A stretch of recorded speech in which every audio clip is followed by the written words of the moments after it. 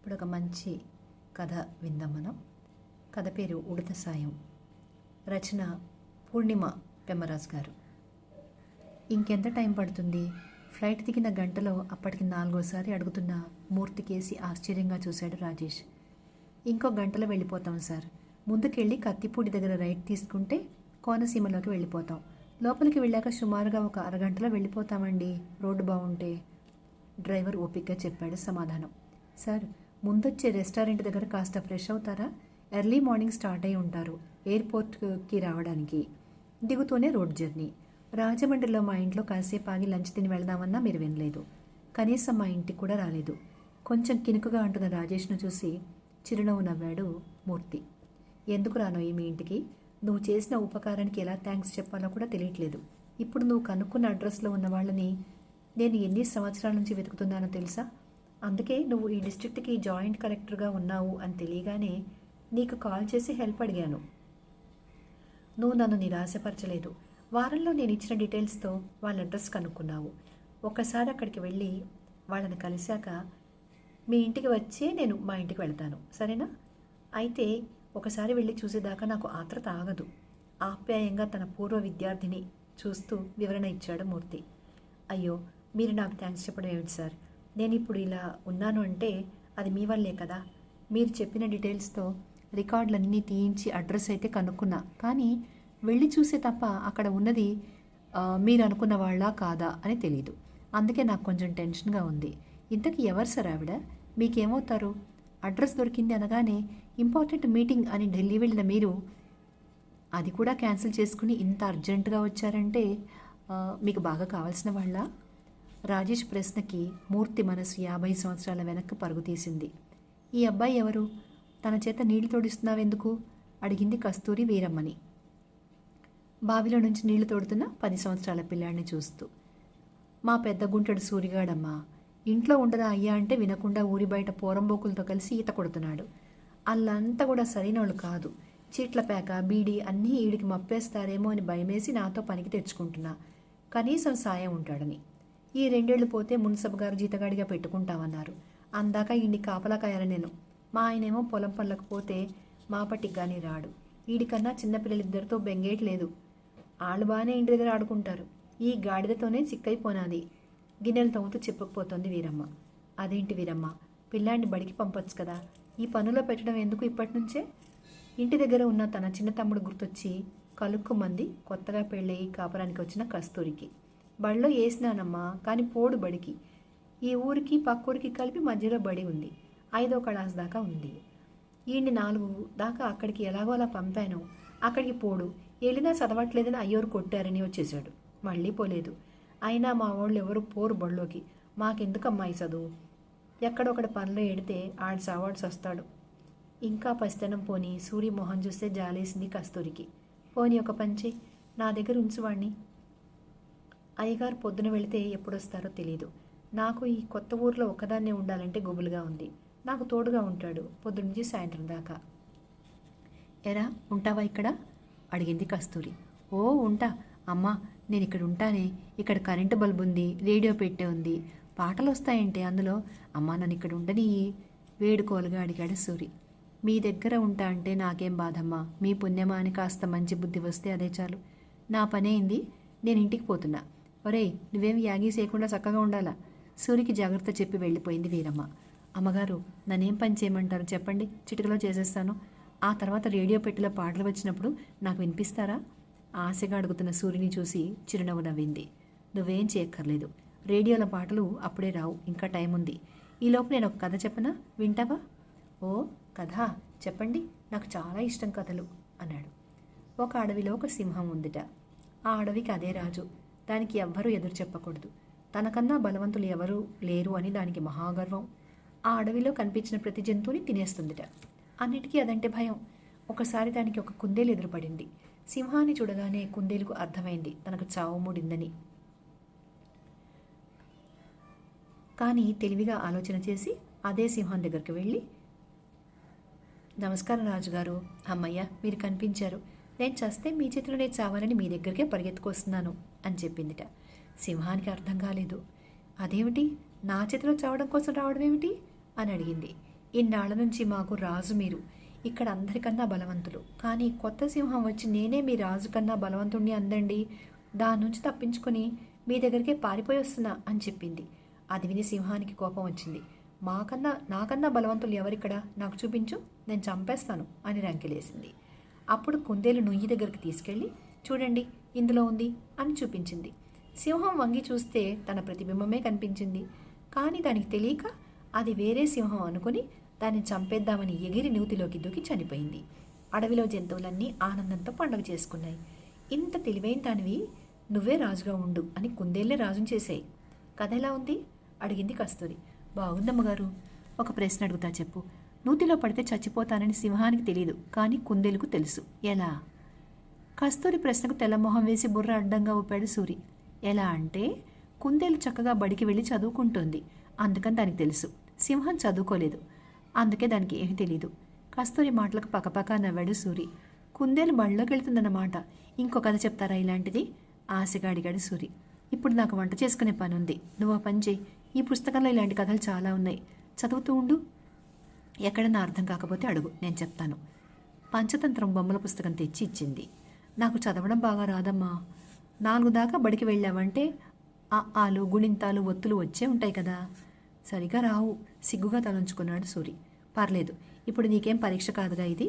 కూడబలుక్కుంటూ ఎంత వస్తే అంత చదువు. అసలు తెలియకపోతే నన్ను అడుగు, చెప్తా. ఒక కథ చదివి చూడు, నీకెంత అర్థమైందో నాకు చెప్పు. అర్థం కాదు నేను చెప్తా. చాలా అనునయంగా చెప్పిన కస్తూరి మాటలకు ఉత్సాహంగా తలోపి పుస్తకం అందుకున్నాడు సూరి. ఏంటోయ్ ఈ పిల్లలు హడావిడి, వాళ్ళకి ప్రైవేట్ చెప్తున్నావా ఏమిటి? వరండాలో ఉన్న 4 పిల్లల్ని చూస్తూ అడిగాడు భానుమూర్తి కస్తూరిని. అబ్బే అదేం లేదండి, సూరి కాస్త కథలు చదవడం నేర్చుకున్నాడు కదా ఈ 15 రోజుల నుంచి. తన స్నేహితులందరికీ చెప్పినట్టున్నాడు, వాళ్ళ కథలు వింటామని వచ్చారు. వీడు చదివినిపిస్తున్నాడు వాళ్ళకి, నవ్వుతూ చెప్పింది కస్తూరి. బడికి వెళ్లాల్సిన పిల్లలు అది మానేసి ఇలా కాలం గడుపుతున్నారు, బాధగా అన్నాడు భానుమూర్తి. చాలాసార్లు చెప్పానండి బడికి పంపమని, పిల్లలకి ఇష్టం లేదు. తల్లిదండ్రులకు చదువు విలువ తెలియదు. కనీసం ఈ కథల కాలక్షేపం కోసమైనా చదవడం రాయడం నేర్చుకుంటారేమో అని ఏదో ఒక ప్రయత్నం. నాకు కాలక్షేపం, వాళ్ళకి 2 ముక్కలు వస్తే మంచిదేగా అంది కస్తూరి. మనం నాటకం వేస్తామా అమ్మగారు, నిజమా? ఆశ్చర్యంగా అడిగాడు సూరి. అవును సూరి, నువ్వు చదవడం వచ్చినా ఇంకో 2 స్నేహితులు కలిసి నాటకం వేద్దురు గాని. మీరు చదివే కథలే నాటకంగా వేద్దాం. ఈసారికి నేను మాటలు రాస్తాను, వచ్చేసారి నుంచి మీరే రాయాలి. వాటిలో డైలాగ్స్ అవి నేను. ఇలా వేయడం వల్ల చదవడం రాని పిల్లలకు కానీ మీ అమ్మ లాంటి పెద్దవాళ్ళకి కానీ సులువుగా అర్థమవుతుంది కథ, సరేనా? కస్తూరి మాటలు విన్న పిల్లల ఆనందానికి హద్దులు లేవు. అమ్మగారు, మేం చదవడం నేర్చుకుంటే మా చేత వేయిస్తారా నాటకం? ఉత్సాహంగా అడుగుతున్న పిల్లని చూసి పొంగిపోయింది కస్తూరి. తప్పకుండా, కానీ మీకు బాగా చదువు రావాలంటే మీరంతా బళ్ళోకి వెళ్ళాలి. అయ్యగారు వెళ్ళి బళ్ళో మాస్టర్తో మాట్లాడతారు. మీరు పొద్దున అక్కడికి వెళ్ళి సాయంత్రం నా దగ్గరికి రండి. అలా అయితే ప్రతివారం మనం అరుగు మీద చిన్న నాటకం వేసుకుందాం. ఎవరెవరు శ్రద్ధగా బళ్ళోకి వెళ్ళి చదువుతున్నారో చూసి నెలకు ఒకళ్ళకి చిన్న బహుమతి ఇస్తాను. సూరి తప్ప పిల్లలంతా ఉత్సాహంగా తలోపారు. నేను వెళ్ళనమ్మగారు, నేను మీ దగ్గరే ఉంటాను. నాకు చదివి ఉద్యోగం చేయడం నచ్చదు. నేను గేదెలు కాసుకుంటా, నాకు అదే ఇష్టం మొండిగా అన్నాడు సూరి. చదువు ఉద్యోగం కోసం కాదు సూరి, జ్ఞానం కోసం. నువ్వు గేదెలే పెంచాలనుకున్నా కూడా ఆ పని ఇంకా ఎంత బాగా చేయాలో తెలుసుకోవడం కోసం. నీ జీవితం సుఖంగా ఉండాలంటే కనీస చదువు అవసరం. చదవడం రాయడం రోజువారీ లెక్కలు చూసుకోగలిగేంత చదువు అన్నా లేకపోతే చాలా ఇబ్బంది అవుతుంది. నిన్ను ఎవరన్నా సులువుగా మోసం చేయగలుగుతారు. నీలో చాలా తెలివితేటలున్నాయి సూరి, ఏదైనా ఒక్కసారి చెప్తే పట్టేస్తావు. నీ తెలివికి చదువు తోడైతే నువ్వు బాగా పైకెళ్తామనిపిస్తోంది నాకు. నా కోసమైనా నువ్వు బడికి వెళ్ళాలి. ఆప్యాయంగా చెప్తున్న కస్తూరి మాటలు కాదనలేక అయిష్టంగానే తలూపాడు సూరి. అమ్మగారు, మీరు ఊరెళ్ళిపోతున్నారా? 7వ తరగతి పరీక్షలు అయిపోయి వేసవి సెలవులంతా కస్తూరితో గడపొచ్చు అనుకున్న సూరికి భానుమూర్తికి బదిలీ అయి కస్తూరి వాళ్ళు వెళ్ళిపోతున్నారు అన్న వార్త పిడుగులాగా తగిలింది. అయ్యగారికి బదిలీ అయింది కదా, వెళ్ళాలి మరి. నువ్వు మాత్రం నాకు ఇచ్చిన మాట తప్పకూడదు, బడికి వెళ్ళాలి. వచ్చే 7 సెలవులు ఇచ్చినప్పుడు నా దగ్గరికి వద్దు కానీ ఉత్తరాలు రాస్తాను నేను, నువ్వు కూడా రాయి. చా, అలా ఏడవకూడదు. సూరి కన్నీళ్లు తుడిచింది కస్తూరి. నిజంగా ఉత్తరాలు రాయాలి మరి, తలోపింది కస్తూరి. కస్తూరి వెళ్ళిన నెల తర్వాత ఉత్తరం వచ్చింది సూరికి. ఆత్రంగా చదవడం మొదలుపెట్టాడు.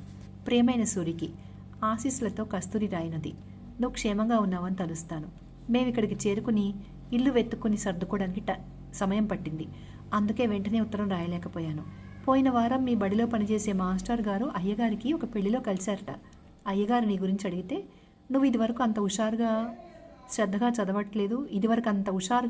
చదవట్లేదని చెప్పారట. అందుకే వెంటనే ఉత్తరం రాస్తున్నాను. నువ్వు నాకు మాట ఇచ్చావు బడికి వెళ్తా అని. కానీ వెళ్ళి చదువు మీద శ్రద్ధ పెట్టకపోతే ఏం ఉపయోగం చెప్పు? నాకు తెలుసు నువ్వు ఉద్యోగం చేయడం కోసమే చదువు అనుకుంటున్నావని. కానీ కాదు సూరి, ఇదివరకు కూడా చెప్పాను, చదువు జ్ఞాన సముపార్జన కోసం. నువ్వు చదువుతూ ఉంటేనే నీకు ఏ విషయం మీద ఆసక్తి ఉంది, ఏది నీకు ఉపయోగకరమైంది తెలుస్తుంది. అసలు నీకు చదువు కావాలా వద్దా అని నువ్వు నిర్ణయించుకోవడానికైనా నీకు కనీస చదువు కావాలి. నాకు మాట ఇచ్చా కాబట్టి అని కాకుండా శ్రద్ధగా చదవడానికి ప్రయత్నించు. కొత్త విషయాలు తెలుసుకోవడంలో ఉన్న ఆనందం నీకే అర్థమవుతుంది. ఇంకో విషయం సూరి, మీ గూడెల్లో ముందు నువ్వు నా దగ్గరికి వచ్చి కథల పుస్తకాలు చదవడం మొదలుపెట్టగానే ఇంకో 10 మంది నిన్ను చూసి వచ్చారు. వాళ్ళని చూసి ఇంకొంతమంది. ఇంతమందికి చదువు మీద ఆసక్తి కలగడానికి నువ్వే కారణమైనావు. మీ అందరూ కలిసి ఇదివరకు లాగానే ప్రతి వారం చిన్న నాటకం వేయండి. మీరు ఇన్నాళ్ళు చదివిన పంచతంత్రం, నీతి కథలు, బాలరామాయణం, బాలభారతం అన్నీ మీ మాస్టర్ గారికి ఇచ్చి పంపిస్తున్నా. ప్రతి వారం అందులో నుంచి ఏదో ఒక కథ తీసుకుని ప్రయత్నించండి. వినోదంతో పాటు అందులో చదువు ప్రాముఖ్యత ఏదో ఒక రకంగా తెలిసేలా ప్రయత్నించండి. అప్పుడు నీతో పాటు అందరూ బాగా చదువుకుంటారు. మరి నేను ఉంటాను. నేను డెలివరీకి మా అమ్మ వాళ్ళ ఇంటికి వెళుతున్నాను. కొన్నాళ్ళు ఉత్తరం రాయలేకపోవచ్చు, కానీ నా ఆశీస్సులు ఎప్పుడూ నీతో ఉంటాయి. నువ్వు జీవితంలో బాగా పైకి రావాలని, పేరు ప్రఖ్యాతులు సంపాదించాలని దీవిస్తూ కస్తూరి. ఇప్పుడు అర్థమైంది సార్, మీరెందుకు ఇంత ఉద్వేగంగా ఉన్నారో. ఉత్తరం చదివిన రాజేష్ అన్నాడు. ఈ ఉత్తరం తర్వాత అయ్యగారికి మళ్ళీ ట్రాన్స్ఫర్ అయింది. అక్కడి నుంచి వాళ్ళతో కాంటాక్ట్ మిస్ అయింది. వేరే స్టేట్కి ట్రాన్స్ఫర్ వచ్చి వాళ్ళు వెళ్ళిపోయారట. వాళ్ళని కలవాలని చాలా ట్రై చేశాను. చివరికి నీ పుణ్యమాని కలుస్తున్నాను అభిమానంగా చెప్పాడు మూర్తి. అయ్యో భలేవారే సార్, మీకు ఈ రకంగానా ఉపయోగపడ్డాను. అదే చాలు నాకు. అదిగో ఇల్లు వచ్చేసింది. మీతో పాటు నాకు కూడా ఆవిడని కలవాలని అంతే ఆత్రంగా ఉంది కారు దిగుతూ చెప్పాడు రాజేష్. నిజంగా మాసూరివేనా నువ్వు? సారీ, మీరు? కస్తూరికి ఆనందాశ్చర్యాలతో మాట తడబడుతుంది. నన్ను మీరేమిటమ్మగారు, ఇదివరకులాగానే ఏ రానండి? ఖరీదైన కారులో సూటు బూటు వేసుకుని దిగిన సూర్యనారాయణను చూస్తుంటే ఆనందం పొంగుకొచ్చింది కస్తూరికి. ఎంత పెద్దవాడివైనావురా, మీ అయ్యగారే ఉంటే ఎంత సంతోషించేవారో. నిన్ను చూస్తుంటే నాకెంత ఆనందంగా ఉందో మాటలో చెప్పలేను. మీ అమ్మ ఎలా ఉంది? ఏం చేస్తున్నావు నువ్వు? మీరు వీకే ఎడ్యుకేషనల్ ఇన్స్టిట్యూట్స్ గురించి టీవీలో పేపర్లో చూసే ఉంటారు కదా, అవి నావే అమ్మగారు. వీకే అంటే వీర కస్తూరి ఇన్స్టిట్యూట్. మా అమ్మ పేరు మీ పేరు కలిపి పెట్టాను. దేవుడి దయ, మీ ఆశీర్వాదంతో అది టాప్ ఇన్స్టిట్యూట్గా మారింది. మన 2 తెలుగు రాష్ట్రాల్లో చాలా చోట్ల మన బ్రాంచెస్ ఉన్నాయి. అన్నట్టు డైరీ ఫామ్ కూడా పెట్టా అమ్మగారు. చిన్నప్పుడు గేదెలు కాచుకుంటా అనేవాడిని కదా. నవ్వుతూ చెప్పిన సూర్యుని ఆశ్చర్యంగా చూస్తూ ఉండిపోయింది కస్తూరి. మీ గురించి ఏం చెప్పలేదు అమ్మగారు. ఎలా ఉన్నారు పిల్లలు, అయ్యగారు? అర్థోక్తిగా ఆపాడు సూర్యనారాయణ. ఆయన వెళ్ళిపోయి 5 ఏళ్ళైంది. 2 పిల్లలు విదేశాల్లో ఉన్నారు. తమ దగ్గరే ఉండమంటారు, కానీ నాకు ఈ ఇల్లు, ఈ ఊరు వదిలి వెళ్ళాలని లేదు. అందుకే ఇక్కడే కాలక్షేపం చేస్తున్నాను. పక్కపాట అద్దెకిచ్చాను. వాళ్ళు మంచివాళ్ళు, తోడుగా ఉంటారు. ఈ చుట్టుపక్కల అందరూ నాకు బాగా అలవాటు. అందుకని నాకు ఇక్కడే బాగుంటుంది నవ్వుతూ చెప్పింది కస్తూరి. ఈ పిల్లలు? టీవీ చూసిన 4 పిల్లల్ని చూసి అడిగాడు సూర్యనారాయణ. వీళ్ళ అమ్మలు పొలం పనులకు వెళతారు. ఈ పక్కనే వీళ్ళ ఇళ్ళు. వాళ్ళు పని నుంచి వచ్చే వరకు అటు ఇటు తిరగకుండా ఇక్కడ కూర్చోమంటాను. అయితే ఇప్పటికీ మీరు ఇదివరకులాగానే వీళ్ళ కథలవి చెప్తున్నారా? నవ్వుతూ అడిగాడు సూర్యనారాయణ. ఇప్పుడు నేను చెప్పే కథలు ఎవరు వింటారు? టీవీ పెడితే చాలు వీళ్ళకి. అప్పుడు మీతోనే అయిపోయింది ఆ కథలు, నాటకాలు. అయ్యో ఇలానే కూర్చోపెట్టేశాను. ఉండండి, వంట చేస్తాను. ఏ వేళప్పుడు బయలుదేరావో తింటూ మాట్లాడొచ్చు. హడావిడికి లేవబోతున్న కస్తూరిని ఆపాడు సూర్యనారాయణ. మీ చేతి ప్రసాదం మహాభాగ్యం అమ్మా, తప్పకుండా తింటాను. కానీ ఇప్పుడు నేను వచ్చిన పని వినండి. వచ్చే వారం మా ఇన్స్టిట్యూట్ యాన్యువల్ డే. మీరు తప్పకుండా రావాలి. నాతో మిమ్మల్ని తీసుకెళ్ళడానికి వచ్చాను. మీరు సరే అంటే ఇప్పుడే వెళ్ళిపోదాం హైదరాబాద్కి. వచ్చే వారం కదా, తప్పకుండా వస్తాను. ఇప్పటికిప్పుడంటే రాలేను. నెమ్మదిగా 4 రోజులు ఆగి వస్తాను. నాకు నీ వైభవం చూడాలనే ఉంది. మా చిన్న సూరి ఇంత పెద్దవాడయ్యాడంటే ఎందుకు రాను? ముందు లేచి మీ ఇద్దరు కాళ్ళు చేతులు కడుక్కురండి. కస్తూరి వంటింట్లోకి కదిలింది. కరతాళ ధ్వనులతో సభ మారుమోగిపోతోంది. స్టేజి మీద కూర్చున్న కస్తూరికి కలలో ఉన్నట్టు ఏమీ అర్థం కానట్టు ఉంది. యాన్యువల్ డే చూడ్డానికి అనుకుని వచ్చిన కస్తూరికి తానే ముఖ్య అతిథి అని పల్లకీలో తీసుకురావడం, స్టేజి మీద కలెక్టర్ పక్కన కూర్చోపెట్టి పాదపూజ చేయడం, ఇవన్నీ చాలా ఇబ్బందిగా, సంకోచంగా ఉన్నాయి. ఏం మాట్లాడాలో తెలియకుండానే అన్నీ జరిగిపోతున్నాయి. ఇంతలో మన గౌరవ ముఖ్య అతిథి కస్తూరి గారు ఇప్పుడు సభను ఉద్దేశించి ప్రసంగిస్తారు అని అనౌన్స్మెంట్ విని నెమ్మదిగా లేచి మైక్ అందుకుంది కస్తూరి. అందరికీ నమస్కారం. నాకు నిజంగా ఏమీ అర్థం కావట్లేదు. మా క్షమించాలి, సూర్యనారాయణ యాన్యువల్ డే చూడ్డానికి రమ్మంటే వచ్చాను. కానీ నాకెందుకు ఈ సత్కారం, ఈ సన్మానం? నాకేమీ అర్థం కావట్లేదు. నేను చేసింది ఏమీ లేదు. తన చేత ఓనమాలు దిద్దించింది లేదు, చదువు చెప్పింది లేదు. నాకు తెలిసిన కథలేవో 4 చెప్పాను అంతే. ఈ మాత్రానికే నన్ను ఇంత అందలం ఎక్కించటం తన పెద్ద మనసుకు నిదర్శనం తప్ప నా గొప్ప ఏమీ కాదు. ఇదంతా చూస్తుంటే నాకు ఒక చిన్న కథ గుర్తొస్తుంది. శ్రీరాముడు లంకకి వెళ్ళడానికి అందరూ సముద్రం మీద వారధి కడుతున్నారట. పెద్ద పెద్ద బండరాళ్ళు తీసుకొచ్చి వానరులంతా వారధి కడుతుంటే అక్కడ ఉన్న ఒక చిన్న ఉడత తాను సాయం చేద్దామనుకుని అక్కడ ఉన్న ఇసుకలో దొర్లి రాళ్ల మధ్య ఆ ఇసుకను దులిపిందిట. దాన్ని ఉడత సాయం అంటారు. నేను ఏమన్నా చేశాను అంటే ఆ ఉడత సాయమే. సూరి తానే కష్టపడ్డాడు, ఇంత పైకొచ్చాడు. అతని జీవితం స్ఫూర్తిదాయకం. మీ పిల్లలందరూ తన జీవితం నుంచి నేర్చుకోవాల్సింది చాలా ఉంది. నాకు ఇంతకన్నా మాటలు రావడం లేదు. కస్తూరి పక్కకు వచ్చి మైక్ తీసుకున్నాడు సూర్యనారాయణ. అమ్మగారు ఇప్పుడు ఉడత సాయం అంటే ఏమిటో మీకు చెప్పారు కదా. నాకు తెలిసిన ఉడత సాయం గురించి నేను చెప్తా వినండి. ఉడత తన దగ్గరున్న గింజలు తర్వాత తిందామని భూమిలో బొరియలు తవ్వి దాస్తుంది. కానీ తర్వాత మర్చిపోతుంది. అవే మొలకెత్తి పెరిగి పెద్దయి వృక్షాలవుతాయి. ఆ ప్రకారం మన భూమి మీద ఉన్న లక్షల కొద్దీ చెట్లు, అడవులు ఉడతలు నాటినవే. అలాగే అమ్మగారు మాలో చదువు మీద ఆసక్తి అనే విత్తనం నాటారు. అది నాలోనూ నా స్నేహితులలోనూ పెరిగి పెద్దదై ఇప్పుడు ఈ వనంగా మారింది. మా గూడెల్లో అందరూ ఇప్పుడు విద్యావంతులే. చాలామంది ఇన్స్టిట్యూట్లో పార్ట్నర్స్ కూడా. ఆ వయసులో మాకు చదువు మీద ఆసక్తి కలిగించకపోతే నేను ఇప్పటికీ గేదెలు కాచుకుంటూ మిగిలిన వాళ్ళు ఏ పాలేరు పనులు చేస్తూ ఉండిపోయేవాళ్ళం. నేను సభాముఖంగా అమ్మగారికి చేసుకుంటున్న విజ్ఞప్తి ఏమిటంటే, మీరు మా స్కూల్లో చిన్నపిల్లలకి మాకు చెప్పినట్టే కథలు అవి చెప్పండి. ఈ జనరేషన్ వాళ్ళకి ఆ నీతి కథలు, పంచతంత్రాలు తెలియాల్సిన అవసరం ఉంది. ఒప్పుకుంటారా అమ్మగారు? ఆశగా అడుగుతున్న సూర్యనారాయణను చూస్తే చిన్నప్పటి సూర్య గుర్తొచ్చి చిరునవ్వు నవ్వింది కస్తూరి. అవన్నీ నువ్వు ఈజీగా చేసుకోగలవు సూరి. నేనే చెప్పక్కర్లేదు. మీ స్కూల్స్లో పిల్లలకి నేనే చెప్పక్కర్లేదు. నేను ఇక్కడ ఉండాలని నువ్వు ఇలా అడుగుతున్నావు అంతే. కానీ నువ్వు అంటున్నట్టు నేను చెప్పిన 4 ముక్కలు నిజంగా నీకు అంత ఉపయోగపడ్డాయంటే ఇప్పటికీ అలా చెప్పాల్సిన పిల్లలు మా ఇంటి చుట్టూ ఉన్నారు. వాళ్ళేదో కాలక్షేపం చేస్తున్నారులే టీవీ చూస్తూ అని నేను పెద్దగా పట్టించుకోలేదు. కానీ ఇప్పుడు వాళ్ళకి మళ్ళీ ఇలా ఇంత నిబద్ధతతో చెప్పడానికి ప్రయత్నిస్తాను. వాళ్ళలో ఒక్క సూర్యనారాయణ ఉన్న ఇంకో పెద్ద వనం తయారవుతుంది. నన్ను ఇంకోసారి ప్రయత్నించని. కరతాళ ధ్వనులతో మోగిపోతున్న సభతో తను చేకలిపాడు సూర్యనారాయణమూర్తి. ఇంతటితో ఈ కథ సమాప్తం. ఇంత మంచి కథను మనకు అందించిన పూర్ణిమ పెమ్మరాజు గారికి కృతజ్ఞతలు.